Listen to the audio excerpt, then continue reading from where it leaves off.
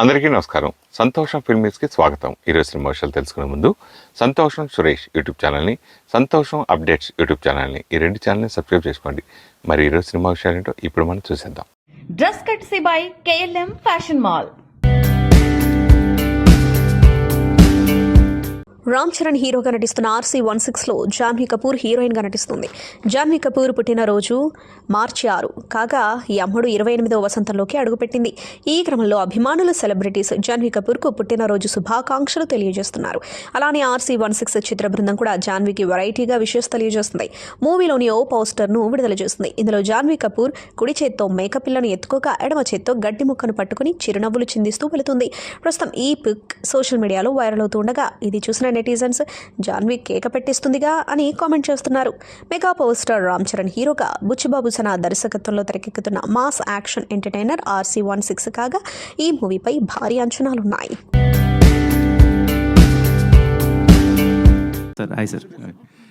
మామూలుగా కొన్ని సినిమాల్లో హీరో క్యారెక్టర్ ఉంటే ఆ క్యారెక్టర్ నేమ్కి వాళ్ళ జీవితంలో బాగా గుర్తుండిపోద్ది. ఆ క్యారెక్టర్ కావాలంటే ఆ పేరు కూడా పెట్టించుకుంటారు. ఈ సినిమాలో పర్టికులర్గా పవన్ కళ్యాణ్, సిద్ధార్థ రాయ్ అట్లా అంటే స్పెసిఫిక్గా స్క్రిప్ట్ రాసుకున్నప్పుడు అన్న ఈ పేరుంటే బాగుంటుంది, అలా మీరు చేసిన సినిమాలు ఎప్పుడైనా పెట్టించుకున్నారా? లేదు సార్, నేను ఇప్పటిదాకా అయితే అలా స్పెసిఫిక్గా ఏం పెట్టుకోలేదు. SR కళ్యాణ మండపంలో కళ్యాణ్ అని చెప్పి వాంటెడ్లీ పెట్టుకున్నాను సార్. SR కళ్యాణ మండపంలో దీంట్లో అందరూ అనుకుంటున్నారు కానీ అదే ఖుషీలో ఆయన సిద్ధార్థ రాయ్ సార్, నేను సిద్ధార్థ రెడ్డి. జీవితంలో ప్రతి ఒక్కరు తప్పులు చేసి రియలైజ్ అవుతూ ఉంటారు. అలా మీ కెరియర్లో ఇంతవరకు మీ సినిమాలో ట్రైలర్ చెప్పినట్టుగా ఏదైనా తప్పు చేసి రియలైజ్ అయిన సందర్భాలు ఎప్పుడైనా ఉన్నాయి? 100 సార్, పర్సనల్గా కూర్చొని మాట్లాడుకుందాం. 100 ఉన్నాయి.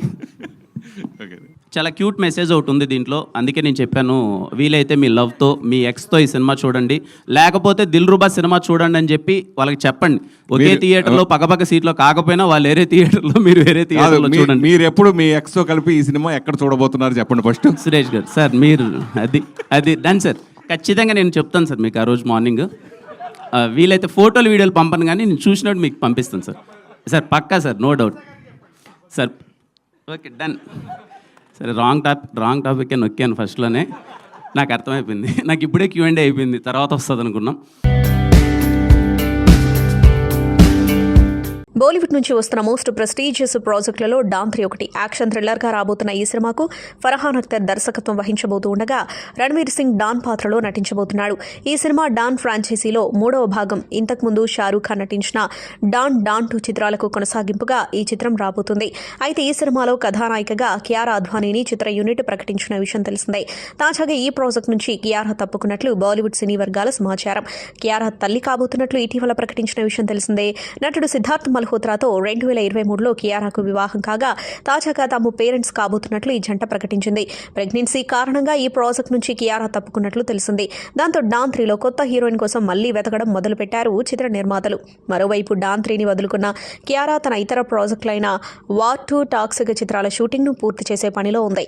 ఈ సినిమాల అనంతరం పూర్తిగా విరామం తీసుకుని అమ్మతనాన్ని ఆస్వాదించాలని చూస్తున్నట్లు సమాచారం.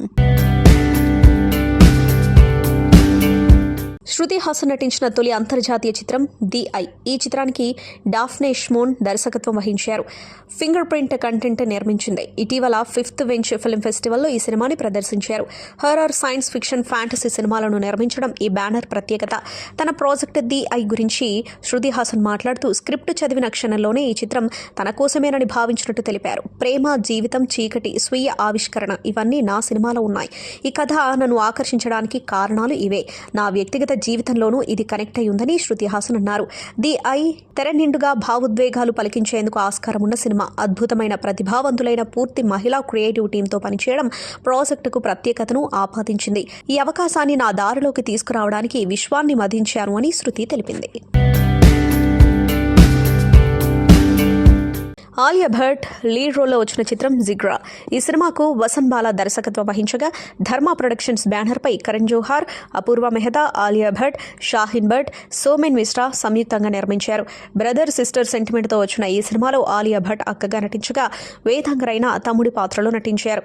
టాలీవుడ్ నటుడు రాహుల్ రవీంద్రన్ కీలక పాత్రలో మెరిశాడు. దసరా కానుకగా ప్రేక్షకుల ముందుకు వచ్చిన ఈ చిత్రం బాక్సాఫీస్ వద్ద డిజాస్టర్ అందుకుంది. అయితే జిగ్రా ఫ్లాప్ పై తొలిసారి స్పందించింది. ఆలియా మాట్లాడుతూ జిగ్రా ఫ్లాప్ అయినప్పటికీ తనకు ఒక ముఖ్యమైన అనుభవంగా నిలిచిందని ఆలియా పేర్కొంది. ప్రతి సినిమా ఒక పాఠం. జిగ్రా నాకు చాలా దగ్గరైన ప్రాజెక్టు మరియు దాని ఫలితం ఆశించిన విధంగా లేకపోయినా దాని ద్వారా నేను చాలా నేర్చుకున్నాను. ఈ సినిమా నన్ను మరింత దృఢంగా చేయడంతో పాటు ధైర్యాన్ని ఇచ్చింది.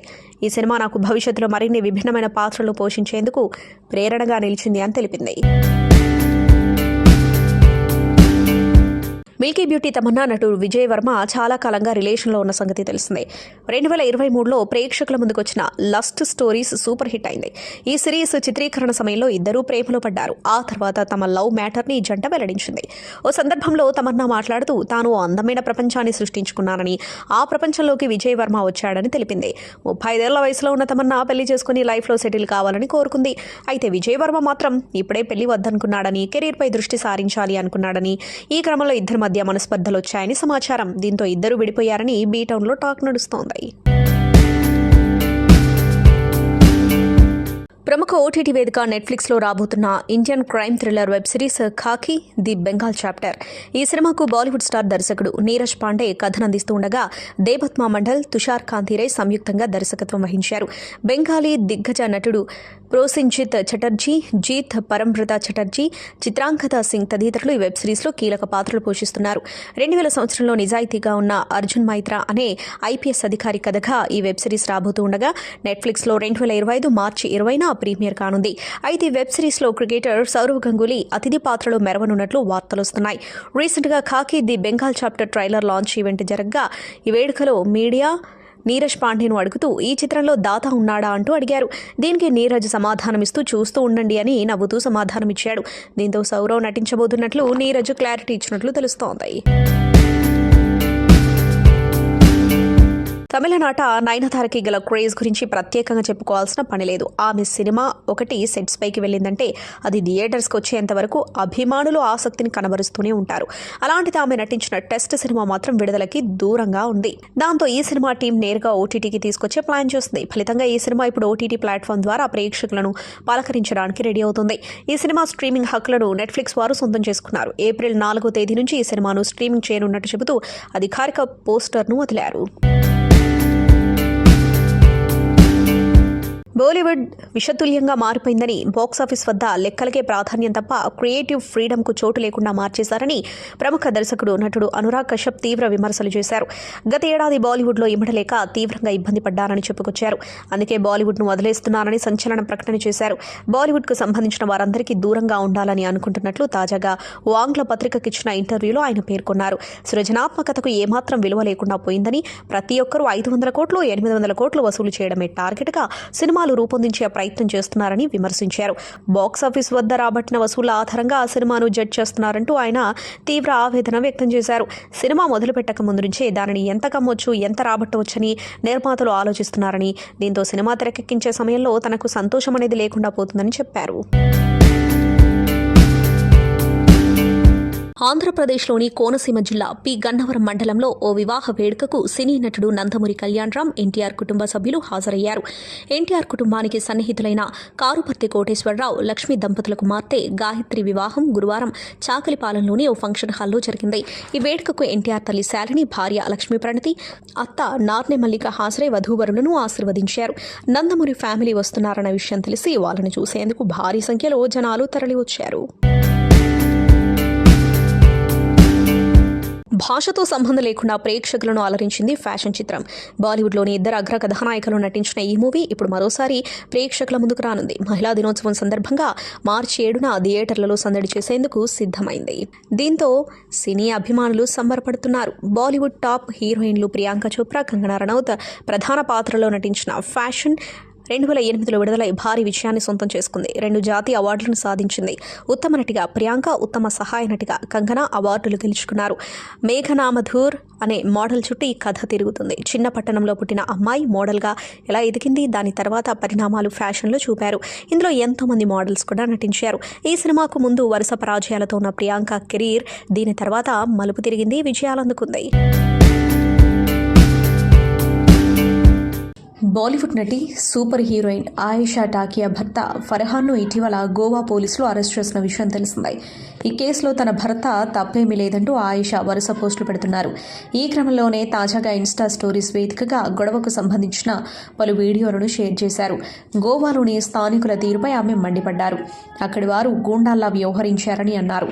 బెదిరింపులకు పాల్పడిన వారిపై కూడా గోవా పోలీసులు కేసు నమోదు చేశారు. దయచేసి తప్పుడు ప్రచారాలు సృష్టించవద్దు. ఈ గొడవకు సంబంధించిన అన్ని వీడియోలు చూసి గూండాలు ఎవరో మీరొక అంచనాకు రండి. ఈ కేసులో నిజమైన బాధితులు నా భర్త, కుమారుడు. వారిని నిందించడం మానండి. ఈ గొడవ గురించి తెలుసుకుని అక్కడికి చేరుకున్న పోలీసులు నా భర్తను అదుపులోకి తీసుకున్న సమయంలోనూ కొంతమంది మహిళలు తీవ్రమైన పదజాలంతో నా కుమారుణ్ణి తిట్టారు. ఇంత అసహ్యంగా వ్యవహరించిన ఈ మహిళలెవరు? వారి ప్రవర్తన సిగ్గుచేటు అని రాసుకొచ్చారు. మలయాళ సినిమాల పట్ల ఇతర భాషా ప్రేక్షకులకు ఆసక్తి పెరిగిపోయింది. అందువలన ఓటీటీ ద్వారా వస్తున్న మలయాళ సినిమాలకు మంచి ఆదరణ లభిస్తోంది. ఈ నేపథ్యంలో the secret of women cinema పట్ల అందరూ కుతూహలంతో ఉన్నారు. అలాంటి ఈ సినిమా త్వరలో సన్ నెక్స్ట్ ద్వారా ప్రేక్షకుల ముందుకు రానుంది. అందుకు సంబంధించిన అధికారిక ప్రకటన వచ్చేసింది. ఈ సినిమాకి ప్రజెస్ సేన్ కథా స్క్రీన్ ప్లే అందించడమే కాకుండా దర్శక నిర్మాతగాను వ్యవహరించాడు. నిరంజన అనూప్, అజు వర్గీస్, శ్రీకాంత్ మురళి ప్రధానమైన పాత్రలను పోషించారు. జీనా సెంథిల్, ఎల్డో షీలా అనే 2 జంటల మధ్య ఈ కథ నడుస్తుంది.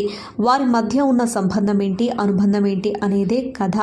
ఓటీటీ సినిమాల ద్వారా అజు వర్గీస్, శ్రీకాంత్ మురళి, నిరంజన అనూప్ ఈ ముగ్గురు కూడా ఇతర భాషా ప్రేక్షకులకు సుపరిచితులే. త్వరలోనే సన్ నెక్స్ట్ వారు స్ట్రీమింగ్ డేట్ను అనౌన్స్ చేయనున్నారు. మిస్టరీ థ్రిల్లర్ జోనర్లో నడిచే ఈ కథ ప్రేక్షకులకు ఎంతవరకు కనెక్ట్ అవుతుందనేది చూడాలి. వైవిధ్యమైన కథలు ఎంచుకుంటూ వరుస విజయాలను తన ఖాతాలో వేసుకుంటున్నారు నేచురల్ స్టార్ నాని. ఆయన ప్రధాన పాత్రలో శ్రీకాంత్ ఓదెలా తెరకెక్కిస్తున్న చిత్రం ది ప్యారడైజ్. ఇటీవల ఈ సినిమాలో నాని లుక్ను రిలీజ్ చేసిన విషయం తెలిసిందే. అందులో నాని గెటప్ అందరినీ ఆశ్చర్యపరిచింది. ఇప్పటి వరకు చూడని ఊరమాస్ లుక్లో కనిపించాడు ఈ హీరో. 2 జడలు వేసుకుని ఉన్న ఆ ఫోటోపై సోషల్ మీడియాలో పెద్ద చర్చ జరిగింది. తాజాగా ఓ ఇంటర్వ్యూలో పాల్గొన్న శ్రీకాంత్ ఓదెలా నాని హెయిర్ స్టైల్పై స్పందించారు. నాని లుక్ వెనక ఎమోషన్ దాగి ఉందని శ్రీకాంత్ ఓదెలా అన్నారు. దీని గురించి ఇప్పుడే వెల్లడించకూడదు, కానీ ఒక విషయం చెప్పాలి అనుకుంటున్నా. నాని జడల వెనుక నా వ్యక్తిగత జీవితానికి సంబంధించిన ఓ భావోద్వేగం దాగి ఉంది.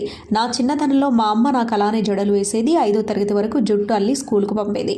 ఈ లుక్ సినిమా కథకు ఎలా కనెక్ట్ అవుతుందని మాత్రం ఇప్పుడే చెప్పను అని అన్నారు. సుమా కనకాల హోస్ట్గా వ్యవహరిస్తున్న చెఫ్ మంత్ర ప్రాజెక్టుకే సీజన్ 4 ఆహాలో స్ట్రీమింగ్ అవుతుంది. ప్రాజెక్ట్ కే అంటే ఏంటి అనేది ఇప్పుడు ప్రేక్షకులు తెలుసుకోబోతున్నారు. సుమతో పాటు నటుడు జీవన్ కుమార్ చెఫ్ మంత్ర ప్రాజెక్ట్ కేలో తన వంతు వినోదాన్ని జోడిస్తున్నారు.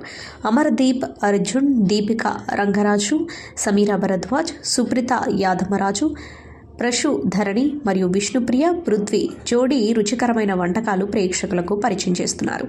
తెలుగింటి వంటలతో పాటు సర్ప్రైజ్ చేసే క్రియేటివ్ వంటకాలు ప్రతి ఎపిసోడ్లో చెఫ్ మంత్ర ప్రాజెక్టుకే సీజన్ 4 అందిస్తోంది.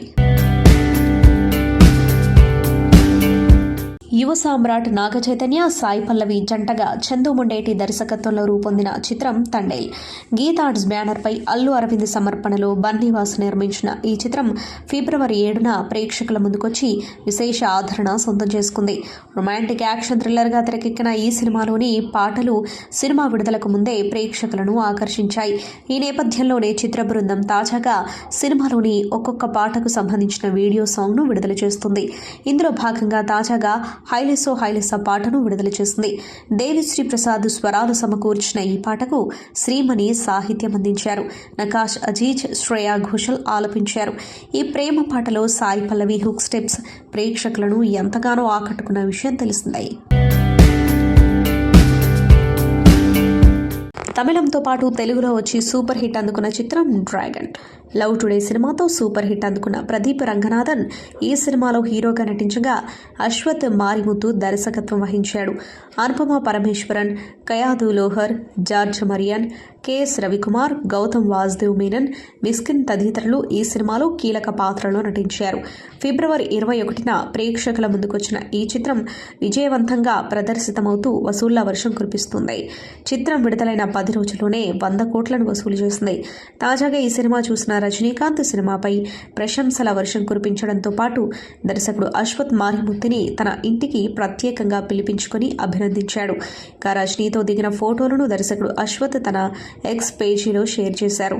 ఈ సందర్భంగా ప్రత్యేక పోస్టు పెట్టాడు. రజనీ సార్, డ్రాగన్ సినిమా చూసి ఎంత అద్భుతమైన రచన అశ్వత్, అద్భుతంగా తీశావంటూ అభినందనలు తెలిపాడు. మాలాంటి దర్శకులందరికీ ఒకటే కళ, మంచి సినిమా తీయాలి.